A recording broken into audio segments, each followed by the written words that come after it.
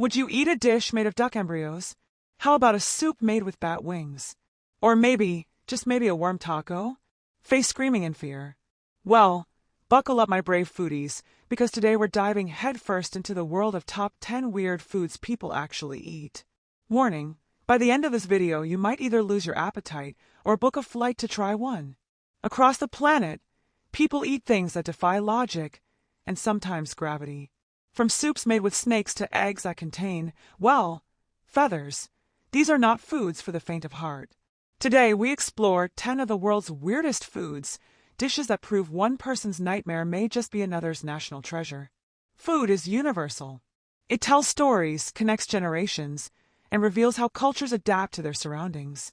Yet what we call food isn't the same everywhere. For some, breakfast means eggs and toast.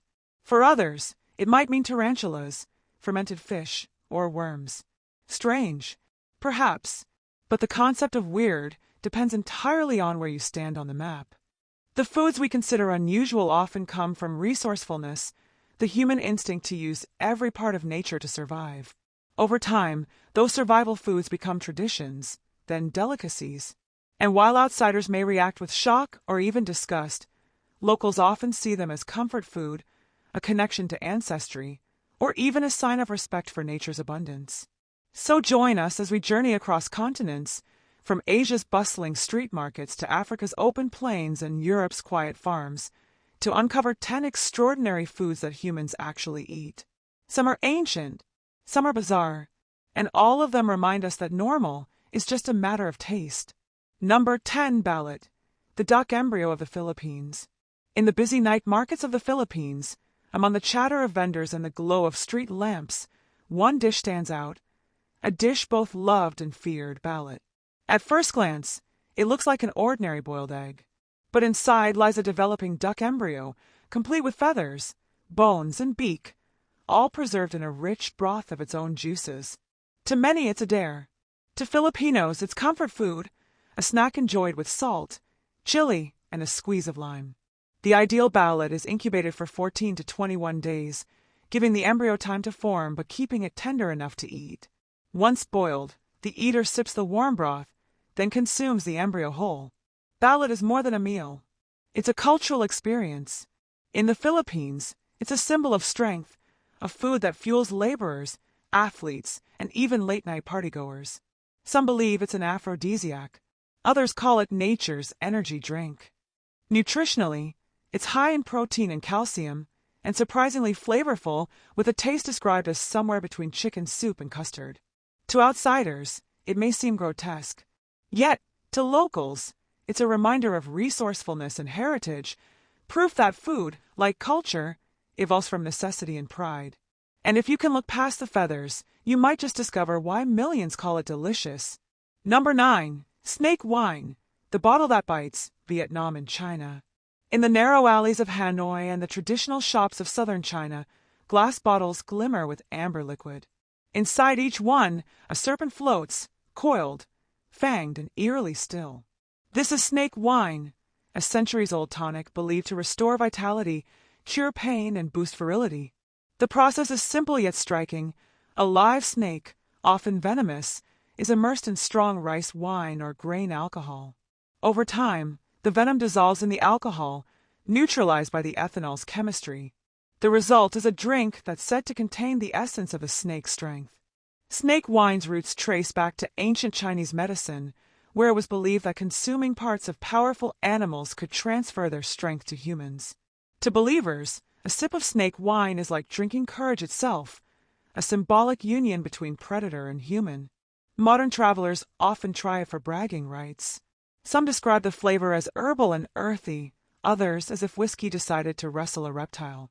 Either way, it's not for the timid. The sight alone, a cobra frozen mid-strike, is enough to make most people rethink their drink. But in the end, snake wine isn't about taste. It's about legacy, an echo of ancient traditions where nature's power was not feared, but consumed, one sip at a time. Number 8. Mopane worms, Africa's protein powerhouse, Southern Africa. In the vast woodlands of Southern Africa, beneath the broad leaves of the mopane tree, lives a creature that has sustained communities for centuries, the mopane worm. These thick caterpillars are the larvae of the emperor moth, a creature as colorful as it is nutritious. After harvesting, the worms are boiled, salted, and dried under the sun. Some are fried with tomatoes and onions, others simmered in spicy peanut sauce. While the idea may cause some to flinch, mopane worms are a superfood containing up to 3 times more protein than beef. They're rich in iron and healthy fats, making them an essential source of nutrition in regions where meat is scarce or expensive. The flavor? Earthy, smoky, a little like beef jerky with a hint of forest. The texture, though, that's where courage meets curiosity. When dried, they're crunchy. When cooked, they're chewy. But to millions across Zimbabwe, Namibia, and Botswana, they're not bugs. They're food, and a proud part of cultural identity. In fact, there's even a mopane worm festival, a celebration of food, community, and resilience. Here, the once humble caterpillar becomes a symbol of survival and pride, a reminder that taste isn't just about pleasure, it's about tradition. So far, we've tasted life from the shell, from the bottle, and from the forest floor. But as we travel deeper, the foods become stranger, and the stories behind them even more fascinating. From fermented sharks in Iceland to cheeses that move on their own, the next few delicacies redefine what it means to call something edible. Number 7. Hakarl, the fermented shark of Iceland. In the icy reaches of Iceland, where survival once depended on resourcefulness, few dishes carry a story as bold or as pungent as hakarl. At first glance, it looks harmless, small white cubes of dried fish, neatly served in wooden bowls. But one whiff reveals why the Icelandic writer Halldór Laxness once called it a dish that tests the courage of men. Hakarl is made from the meat of the Greenland shark, one of the largest and oldest creatures on Earth. The problem? Its flesh is toxic when fresh, filled with uric acid and trimethylamine oxide, natural chemicals that act as antifreeze in its body. So, how do you make poison edible? You bury it. The shark is first gutted and cleaned, then buried in sand and gravel for 6 to 12 weeks. As it ferments, the toxins break down. Later, the meat is dug up, hung to dry for months in open-air sheds, its surface turning a hard, brown crust. The result is a food with a smell often compared to ammonia and aged cheese inside a gym sock. The taste? Strong, oceanic, and distinctly unforgettable. To Icelanders, however, this isn't a novelty, it's a heritage. A reminder of how ancestors survived in one of the harshest climates on Earth. Each bite is a tribute to endurance, to the belief that what doesn't kill you can indeed become dinner. Hakarl is traditionally served with Brennivin, a local schnapps nicknamed Black Death. Together, they represent Iceland's proud defiance, proof that even the most unthinkable can be transformed through patience, tradition, and a strong stomach. Number 6. Sinachi, the live octopus of Korea.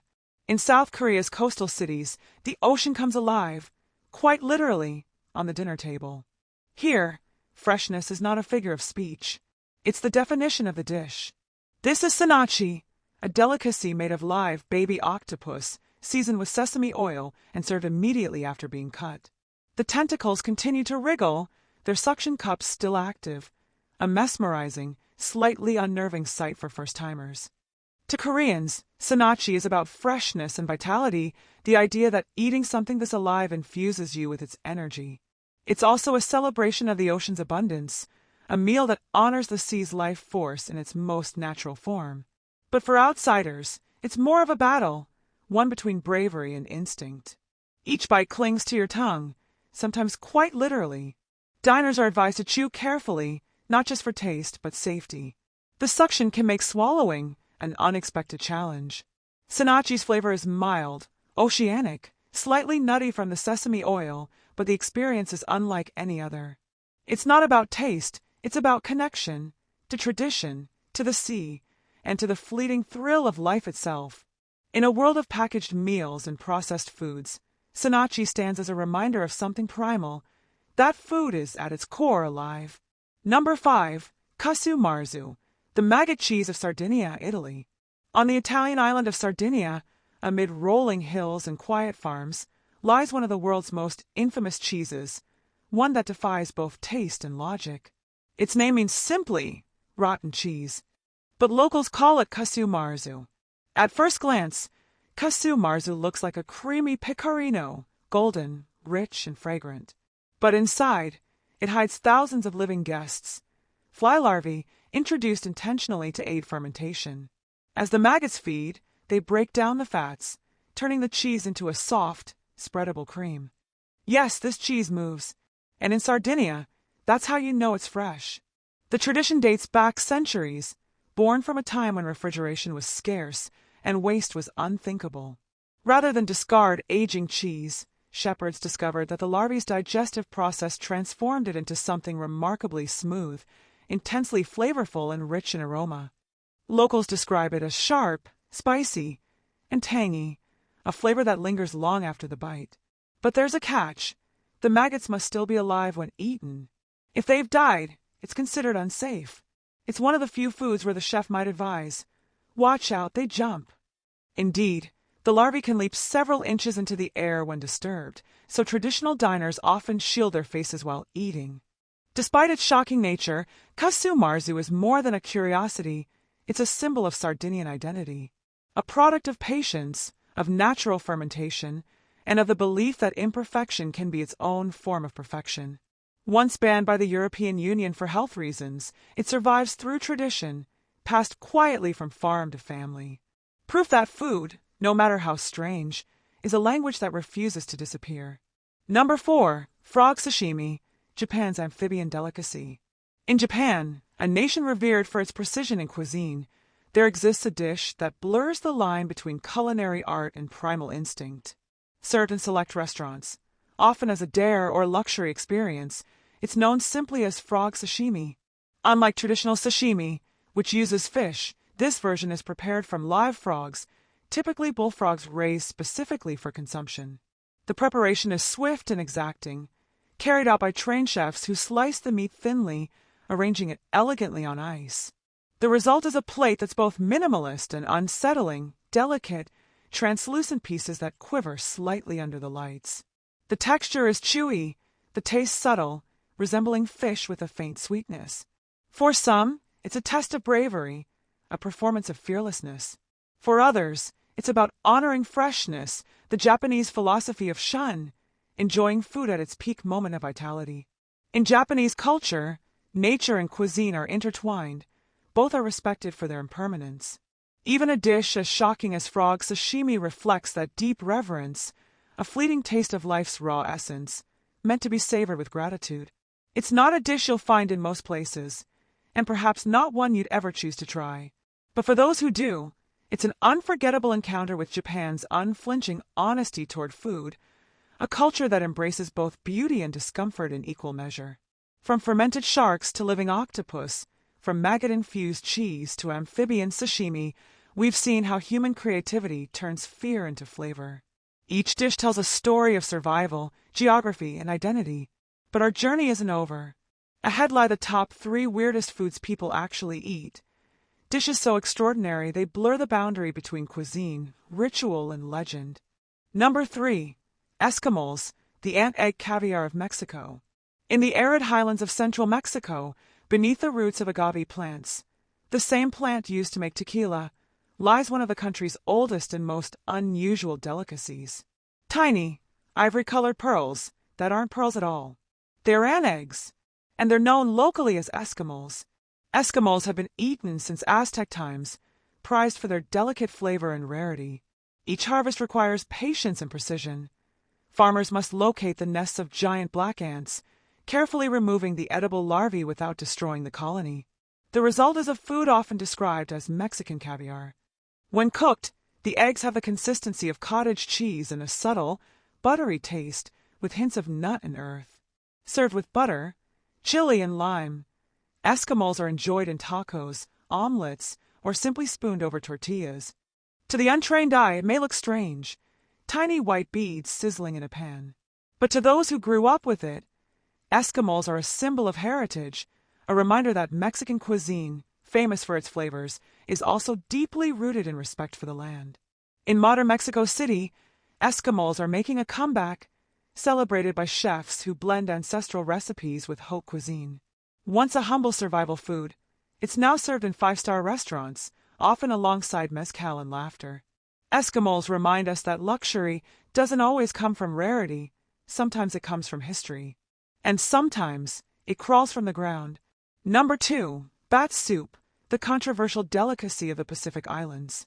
In the tropical islands of Micronesia, Palau, and parts of Southeast Asia, there exists a dish both misunderstood and feared, one that sits at the crossroads of culture, ecology, and controversy: bat soup. To understand this dish, one must first understand the islands.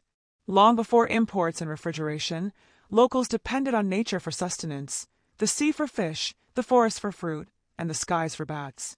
Particularly fruit bats, also known as flying foxes. These creatures, feeding on nectar and fruit, were once abundant.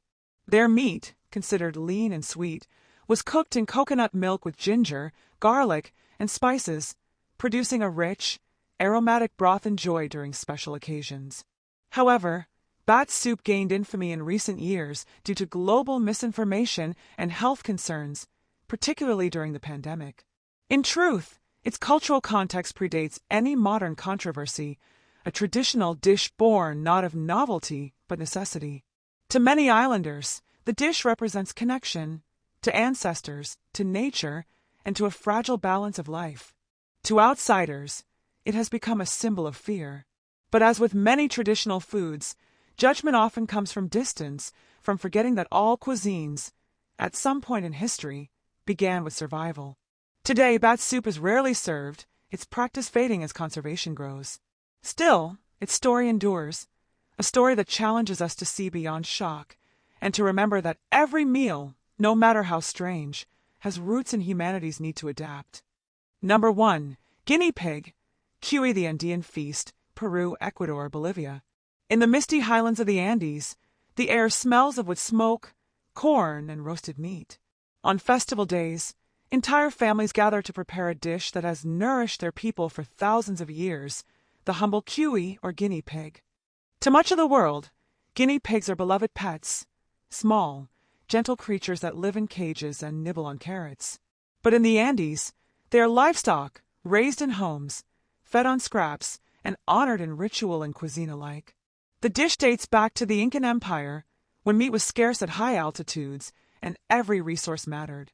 The guinea pig's small size, fast reproduction, and nutritious meat made it ideal for life in the mountains.